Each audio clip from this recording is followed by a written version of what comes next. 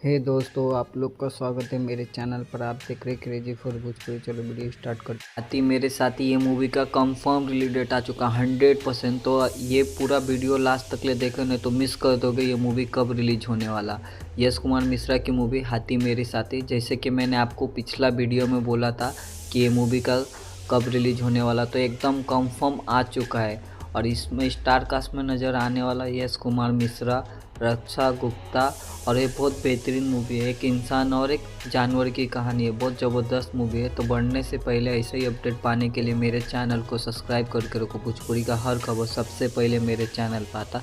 जब हाथी मेरे साथी यश कुमार मिश्रा की मूवी थिएटर में रिलीज हुआ था तो लोगों ने बहुत पसंद किया था, टीवी पर भी बहुत पसंद किया था।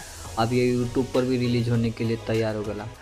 ये मूवी 24 अक्टूबर को सुबह 6:30 बजे Yash Kumar entertain YouTube channel पर रिलीज हो रहा है। जैसे कि मैंने आपको पिछला वीडियो में बोला था कि ये मूवी 24 अक्टूबर को ही रिलीज होने वाला, तो इसका मतलब मैंने सही बोला था। ये मूवी 24 अक्टूबर को ही रिलीज हो रही।